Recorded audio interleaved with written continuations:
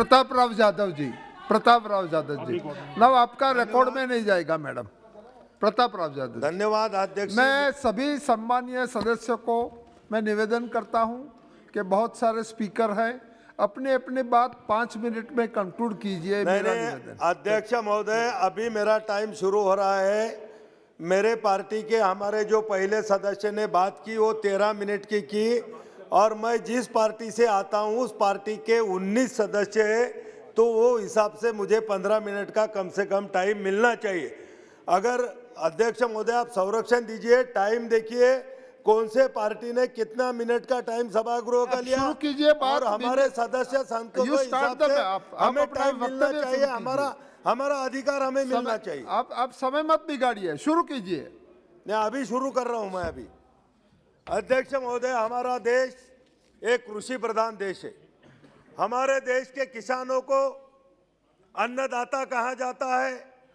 महाराष्ट्र में हम उनको बलि राजा कहते हैं। लेकिन आज हमारे देश के हजारों नहीं लाखों किसान हर साल आत्महत्या करने के लिए मजबूर है। लेकिन मुझे खेद से कहना पड़ता है कि हमारे राष्ट्रपति जी के अभिभाषण में किसानों के आत्महत्या बचाने के लिए, किसानों को अच्छा जीवन देने के लिए कोई भी वाक्य या कोई भी योजना का उसमें हमें सुनने को नहीं मिला। अध्यक्ष महोदय, हमारे जो अभी ये जो सरकार है एनडीए की, इन्होंने प्रधानमंत्री जी ने बताया था कि हम किसानों की आय दुगनी करेंगे। अध्यक्ष महोदय, किसानों की आय दुगनी तो नहीं हुई, लेकिन खाद के भाव हो, उर्वरक के भाव हो, कीटनाशकों के और बीज के भाव ये जरूर दुगने हो गए। एमएसपी की कीमतें बढ़ाई नहीं जाती।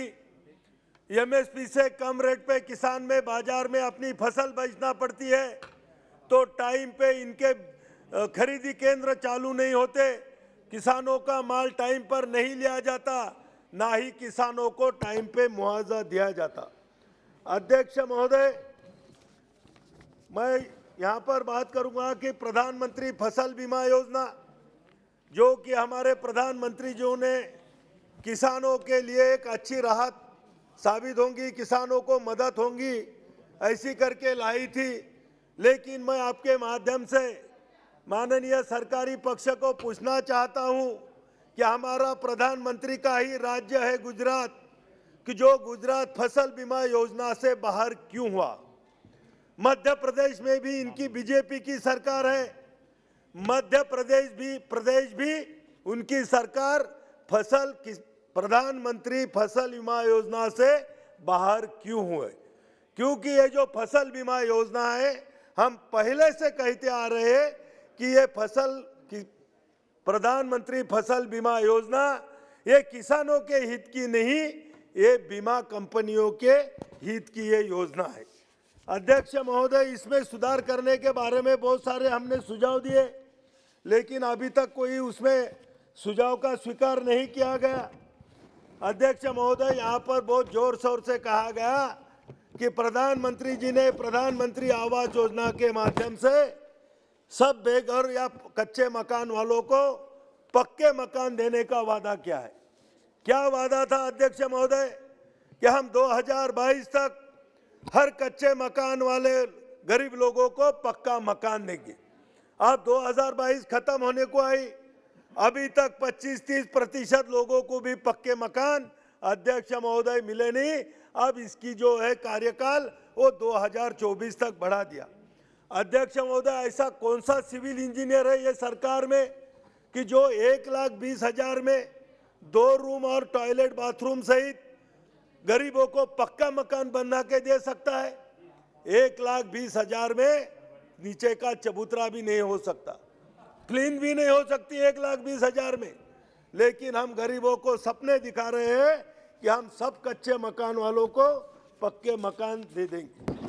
अध्यक्ष महोदय, यहाँ पर कहा गया कि हमारे सरकार ने सेल्फ हेल्प ग्रुप के माध्यम से 65,000 करोड़ की राशि वहाँ पर जाहिर की। अध्यक्ष महोदय, मैंने बहुत सारे राज्यों में और मेरे महाराष्ट्र राज्य में भी मैंने देखा कि ये जो सेल्फ हेल्प ग्रुप है ये सिर्फ गवर्नमेंट के अनुदान और बैंकों के कर्जों के लिए निर्भर है।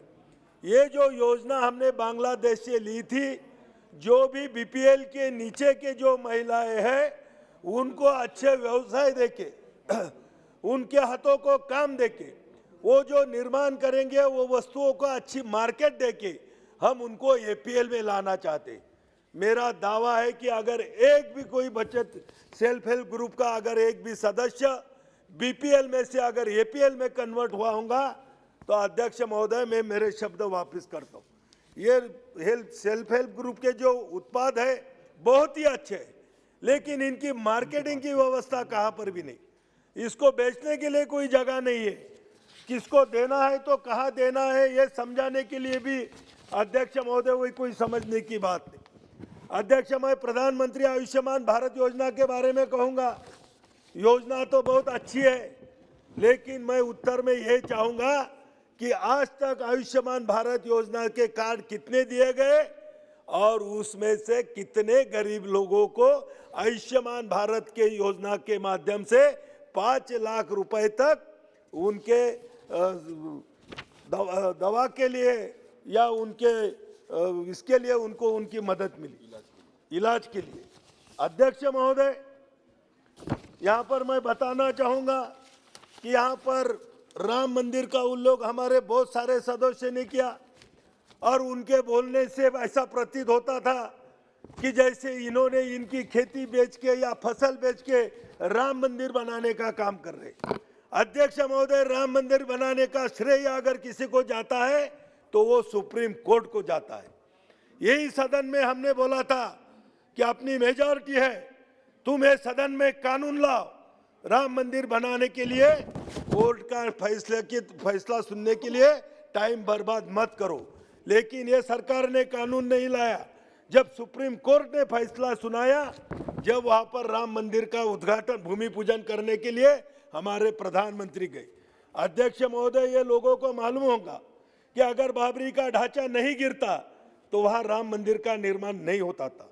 लेकिन जब बाबरी का ढांचा गिरा, भारतीय जनता पक्ष, विश्व हिंदू परिषद, आरएसएस, जो भी हिंदू संगठन थे वो सब मुकर गए कि ये ढांचा हमने नहीं गिराया, ये ढांचा शिवसेना वालों ने गिराया।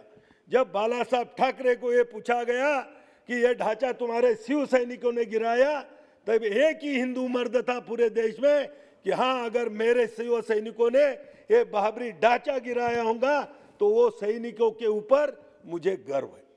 अध्यक्ष महोदय, अगर ये लोग यहाँ पर जाके यूट्यूब पे जाके प्रमोद जी के भाषण सुनेंगे कि जब बाला साहब ठाकरे के उनके किताब का अनावरण था, अटल बिहारी वाजपेयी थे, अमिताभ बच्चन थे, लता मंगेशकर जी थी और प्रमोद महाजन उस भाषण में बोले थे कि इस देश में अगर हिंदू का कोई नेता होगा और हिंदू को हिंदू बोल के मतदान कराने वाला अगर कोई एकमेव नेता होगा तो वो बाला साहब ठाकरे।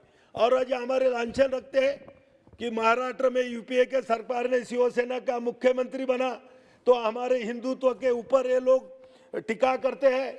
मैं उनको पूछना चाहता हूं कि जब कश्मीर में आप लोगों ने सरकार स्थापन की थी तो आप किसके साथ में गए थे?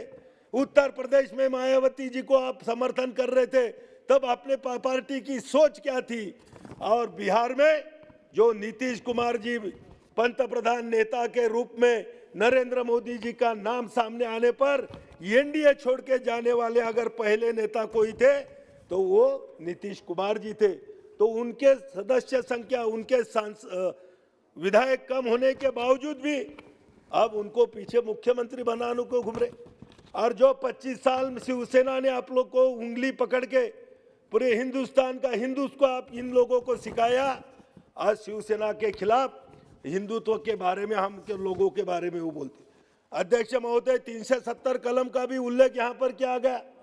370 कलम हटाने को हमने भी सहयोग किया, लेकिन 370 हटाने के बाद में क्या मिला? जो कश्मीर से हमारे हजारों लाखों पंडित निर्वासित हुए थे, क्या इतने 2 साल में तुमने कभी एक आधे पंडितों का घर कश्मीर में बताया? जो उनकी जायदाद प्रॉपर्टी वो लोगों ने छीन ली थी, क्या एक आधे पंडितों को उनकी प्रॉपर्टी, उनका घर वापस दिलाने में तुम अभी तक यहाँ पर काम कर सके हैं? अध्यक्ष महोदय, ये सिर्फ ये झूठे जुमले हैं। लोगों के फंसाने का काम चल रहा है, लोगों को खाली खौफ दिखाने का काम चल रहा है। यहाँ पर अभी मेरे पहले हमारे महाराष्ट्र के हमारे दो सांसद सुजय विखे पाटिल जी ने भी यहाँ पर भाषण किया। बहुत गौर से मैं उनका भाषण सुन रहा था, बहुत अच्छी बातें बोल रहे थे। लेकिन मैं सोच रहा था कि वो बार बार यूपीओ को कोस रहे थे, लेकिन मैं ये सोच रहा था कि सुजय जी जन्म से बीजेपी के सांसद बने तक यूपी में ही थे, यूपीए में ही थे, कांग्रेस में ही थे। उनके दादाजी कांग्रेसी थे, पिताजी कांग्रेसी थे। ये अभी सांसद बने, अच्छी बात है। इन्होंने जितना भी यहाँ पर इतने बातें कही कि यूपी को उन्होंने कोसा, तो जब वो यूपीए के ऊपर वो हमला कर रहे थे तो उस टाइम यूपीए के सरकार में कभी इनके पिताजी मिनिस्टर थे तो कभी एक मिनट, आखिरी का 1 मिनट कंक्लूड करो। 1 मिनट में करूंगा मैं, अभी ज़्यादा टाइम नहीं, 1-2 मिनट में ख़त्म कर दूँ। तो अध्यक्ष महोदय बहुत ही कर रहे थे, लेकिन ऐसी कहावत है कि नईन मुल्ला जरा ज़्यादा ही अल्लाह अल्लाह करता है, क्योंकि उसको करने की ज़रूरत होती है कि आज इनको भी अपना विश्वास बताने के लिए कि नहीं हम अभी बीजेपी में ही रहेंगे, तो इसीलिए कांग्रेस हो या महाविकास आघाड़ी के सरकार के खिलाफ ये लोगों को बोलना पड़ता है। अध्यक्ष महोदय, हमने यहाँ पर भाषण राष्ट्रपति जी का सुना, लेकिन यहाँ पर हम जो सुनते थे कि सबका साथ, सबका विकास, सबके साथ न्याय, मैं यहाँ पर उत्तर में ये भी सुनना चाहूँगा, क्या हमारी ये केंद्र की सरकार इस देश के सभी राज्यों में जहाँ पर गैर बीजेपी सरकारें हैं, वो सरकार से भी सही ढंग से न्याय करती है?